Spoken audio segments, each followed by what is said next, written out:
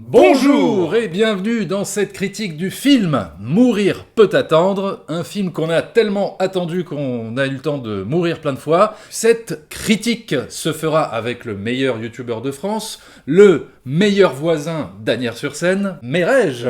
C'est vrai, merci pour cette intro fabuleuse. C'est une vidéo où on va spoiler à mort, mais avant de rentrer dans la partie spoiler, eh bien je voulais juste déjà vous donner mon avis comme ça, sans spoiler. Entre parenthèses, si vous voulez aller voir la critique de Merege, elle est disponible sur sa chaîne, une critique c'est-à-dire sans spoiler où il vous donnera son avis sur le film. Alors moi j'ai trouvé que ce James Bond était, on va dire, un film fonctionnel. Voilà, j'ai trouvé que c'était un James Bond fonctionnel. C'est pas le meilleur, c'est pas le pire. On va dire que c'est central. Si je devais faire un classement, je le mettrais vraiment au milieu des James Bond de l'ère Daniel Craig. Et donc c'est pour ça que je vais tout de suite vous donner un petit peu mon classement. Et donc pour moi, en numéro 1, je mettrais toujours Casino Royale. Ensuite, Skyfall. Mourir peut attendre. Spectre. Et en tout dernier, Khartoum of Salas. Voilà. Je te laisse nous dire quel est ton classement, Merege, pour un petit peu comprendre où est-ce que tu places ce dernier James Bond. Eh bien écoute, moi mon classement il va ressembler basiquement au tien. En première position, je vais mettre effectivement Casino Royale, parce que je trouve que c'est le plus original, le plus efficace. En deuxième, en revanche, je vais mettre Spectre, parce que là je les ai revus tous, et finalement je me suis un petit peu moins ennuyé dans Spectre que dans Skyfall. Il y aura Skyfall donc en troisième position, même si c'est le plus beau graphiquement. Hein. Alors, la photo de Dickens c'est magnifique et tout, mais je m'ennuie quand même un petit peu à la deuxième partie. Et puis voilà, en quatrième position, on aura Mourir peut attendre. Et en dernier, Khartoum of Salas. Ok. Juste avant de rentrer dans les spoilers, je dirais juste ceci, c'est que finalement, ce James Bond, on pourrait presque le considérer comme le Star Wars 8 de la saga James Bond. Puisque c'est celui qui prend le plus de liberté avec la mythologie James Bond, c'est celui qui joue le plus, qui tord le plus le lore et la mythologie James Bond. Prends le jouet, il me casse comme ça, il claque. Ouais, voilà, c'est ça. Donc ça risque d'énerver certains fans, de diviser les fans, hein, on vous prévient. Mais me concernant, je n'ai pas été aussi énervé que sur Star Wars 8, tout simplement parce que je ne suis pas autant fan de James Bond que ça. Et puis, c'est une saga qui existe depuis presque 60 ans, qui a toujours été renouvelée avec des nouveaux acteurs. Donc, quelque part, il y a un attachement à la mythologie qui est moins fort que sur Star Wars, je dirais. Enfin voilà, ça c'est mon avis personnel. Mais alors, juste pour revenir sur ce que j'ai pensé avant de rentrer dans la partie spoiler, comme je disais, voilà, c'est un James Bond fonctionnel, c'est presque un James Bond générique, dans le sens où il n'y a pas vraiment d'éclat dans la mise en scène ou dans le film, il n'y a pas de moment ultra spectaculaire ou ce petit truc en plus qui pourrait le distinguer des autres films James Bond. Et comme tu l'as très bien dit d'ailleurs quand on est sorti de la salle, c'est vrai que c'est pour le coup un James Bond qui est peut-être un petit peu avare en action. Enfin, il y a des scènes d'action, mais voilà, elles sont pas spectaculaires, ou il n'y a pas quelque chose forcément d'inédit, ou même s'il y a quand même des scènes de combat, de baston assez viscérales. En fait, c'est peut-être ça, moi, que je vais retenir de ce James Bond, c'est en fait la violence des coups. Je trouve qu'on sent vraiment les corps qui s'entrechoquent, qui font mal, en fait, voilà. Je trouve que ça c'est plutôt bien fait, il y a des plans séquences intéressants, etc. C'est pas tellement un James Bond qui va vous en envoyer plein la gueule en termes de scènes d'action, mais finalement c'est un James Bond qui va jouer plus sur le côté émotionnel, sur le plan humain du personnage, qui va développer le plan humain du personnage, sauf que là où moi j'ai un petit problème avec ça, c'est que toute la dimension émotionnelle de ce James Bond là repose essentiellement sur sa relation avec le personnage de Léa Seydoux. Et sauf que Léa Seydoux, je ne trouve pas que ça soit une grande actrice, même si, franchement, voilà, à sa décharge, je ne trouve pas qu'elle joue mal dans ce James Bond. Je trouve qu'elle joue juste, et j'irais même peut-être même encore plus loin. Peut-être que son personnage est un petit peu transparent parce que, peut-être pas à cause d'elle ou son jeu d'actrice, mais peut-être à cause de l'écriture de son personnage qui n'est pas extraordinairement intéressant. C'est ça qui est dommage, et c'est ça qui aurait été, à la limite, enfin, moi j'aurais été totalement pour qu'il y ait un James Bond qui se concentre beaucoup plus sur l'humain, sur l'émotion, évidemment. Mais comme là, tu vois, c'est soutenu par cette relation, je ne suis pas totalement investi émotionnellement dans leur relation. Voilà. C'est vrai que limite la relation avec Ana de Armas, qui est pas là longtemps, qui est là un quart d'heure, limite t'as plus d'alchimie en un quart d'heure qu'en 2 films avec... C'est Léa. vrai. Non mais C'est doux. Ana de Armas, elle est cruellement sous-exploitée. C'est vrai. Elle apparaît... Elle disparaît. Voilà, elle apparaît, elle disparaît, quoi. Ça dure 10 minutes à tout péter, quoi. Toi, Léa Seydoux, est-ce que tu trouves qu'elle joue comme un pied ? Non, pas du tout. Je trouve que, franchement, moi, j'ai pas de problème avec elle. Je trouve qu'elle joue plutôt bien. Elle est plutôt sobre. Elle est belle. Franchement, elle illumine un peu l'écran. Et dans celui-là, je trouve qu'elle a plus de choses à jouer. Elle a une partition qui est un petit peu plus... voilà, elle passe par beaucoup d'émotions. J'ai trouvé qu'elle s'en sortait plutôt bien. Le méchant, interprété par Rami Malek, il est... là aussi, j'ai envie de dire, il est fonctionnel, quoi. C'est un méchant James Bond, mais c'est vraiment pas le meilleur. On sent Malek, quoi. On sent Malek un peu, ouais, effectivement. Ouais. Voilà. Méchant un petit peu générique. Le côté monstrueux avec le masque est sympa. Ouais, ben voilà, mais ce que j'allais dire, même s'ils l'ont un petit peu abîmé au niveau de sa tronche, oui, pour le rendre monstrueux, il m'a pas tellement inquiété.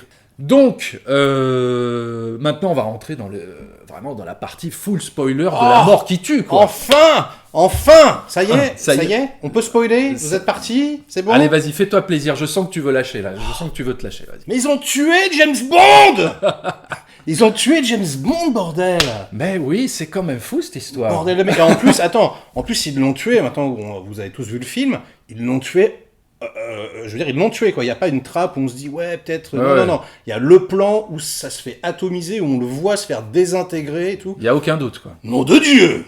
Ça, c'était quand même couillu. Alors, qu'est-ce que t'en penses, toi, justement, de cette mort ? Parce que, moi, personnellement, quand c'est arrivé... Alors oui, forcément, tu dis, ah ouais, putain, ils ont tué cette icône de James Bond. Alors, mais au final, moi, ça m'a fait ni chaud ni froid. Alors peut-être parce que on sait que c'est le dernier film de Daniel Craig, que c'est la fin de l'ère Daniel Craig, donc finalement qui meurt, c'est presque symbole. Enfin tu vois, ça rejoint symboliquement le fait que l'acteur ne jouera plus dans les films James Bond.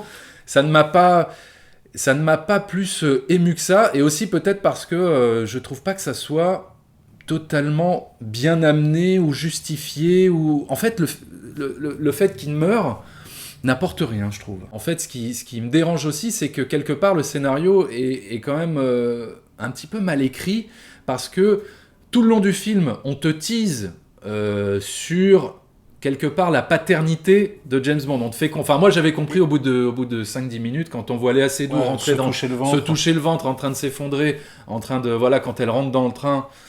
et qu'elle regarde James Bond, elle pleure, elle touche le ventre. Bon, on a compris, d'accord, elle est enceinte de lui, et puis comme par hasard, ça intervient plus tard, etc. Mais tout ça, le fait de dire, t'as vu, regarde, là, on va clôturer l'ère James Bond Daniel Craig, et pourquoi pas, hein, ça aurait été intéressant, en le faisant devenir un papa, un père de famille, etc. Et on va tu vois, on lui finit son arc narratif de façon bien pour lui, etc. Et pour au final...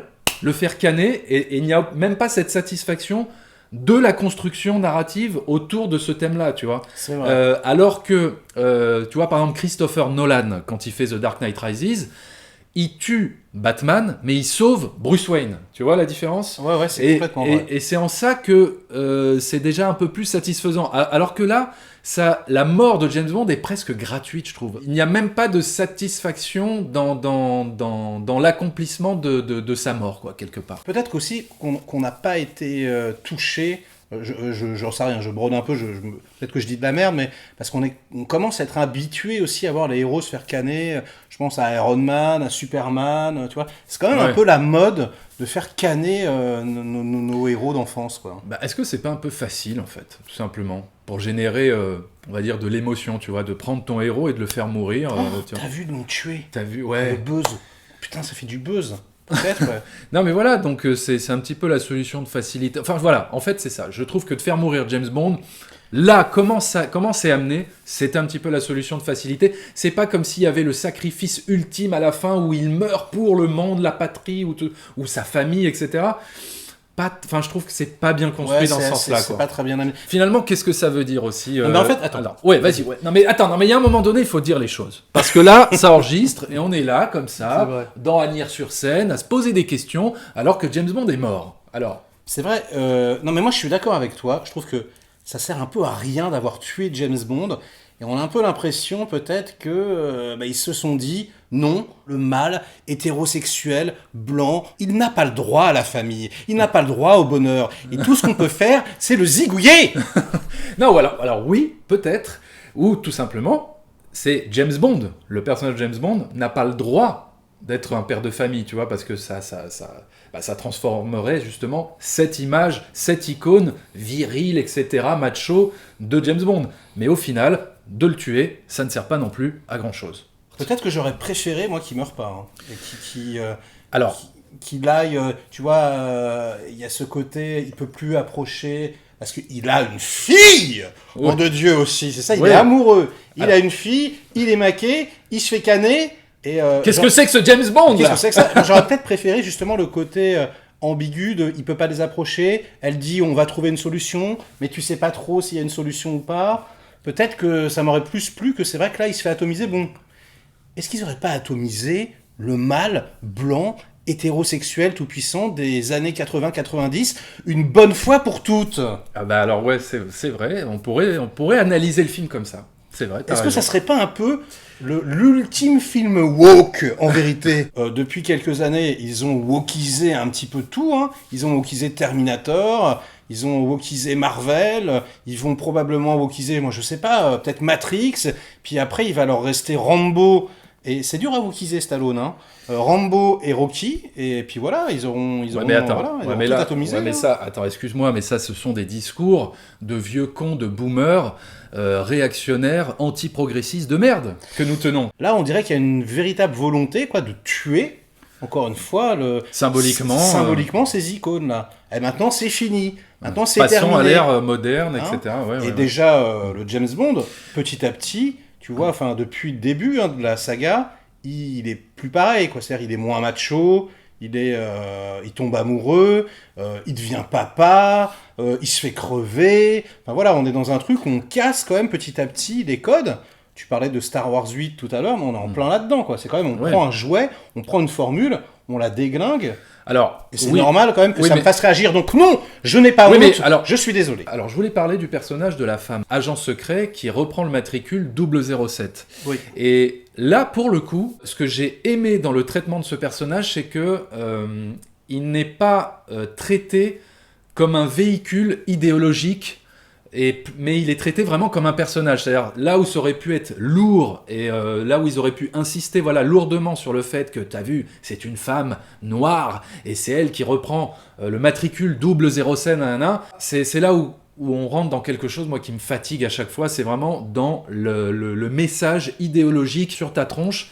Et finalement, ce personnage est plus intéressant que ça parce que le fait qu'elle soit une femme ou même le fait qu'elle soit noire, on s'en fiche un peu. C'est complètement vrai. Elle est d'abord un personnage, voilà, c'est ça que je voulais dire. Elle est d'abord un personnage avant d'être une femme ou avant d'être une femme noire. Ça aurait pu être un homme, ça aurait été tout aussi... Ça n'aurait rien changé, ça aurait été pareil, quoi. Elle est comme une épée de Damoclès au-dessus de James Bond qui le menace de perdre son statut d'agent secret de 007.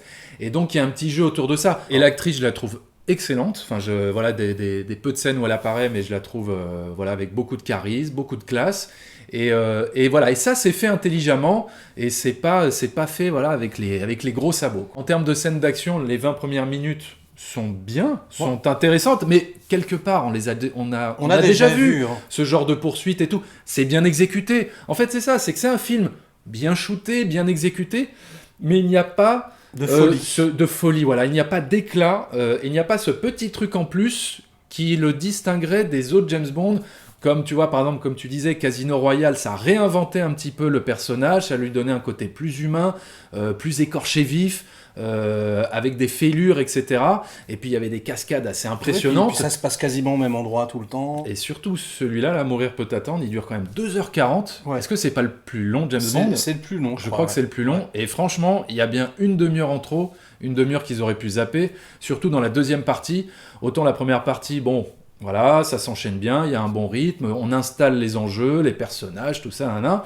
Et puis après, en fait, c'est ça, c'est qu'ils en font pas grand-chose, quoi. Ouais, ça s'étire. Au bout d'un moment, le plan du méchant, bon déjà, on l'a compris assez rapidement, c'est de répandre le Covid-19 sur le monde. Ouais. Parce que finalement, c'est ça. Le Covid-19 et qui peut cibler l'ADN, ce qui était le plan original de ceux qui ont répandu le Covid. Le Covid, mais ils n'ont pas réussi. Non mais d'ailleurs, c'est ça qui est quand même dingue. Hein. Ce film aurait dû sortir au moment de l'explosion du Covid. Hein. C'était en avril 2020. Là, ils sont en plein dedans, là. Et c'est quand même un film qui parlait de ça, avec des personnages qui peuvent se transmettre la maladie rien qu'en se touchant, etc. Enfin bon, bref. C'est vrai. Quelque chose de prémonitoire. C'est vrai. Je ne sais pas, c'est les Illuminati, ils le savaient, tout le monde le savait, il y a un complot. Voilà, je n'en dirai pas plus. Et Daniel Craig...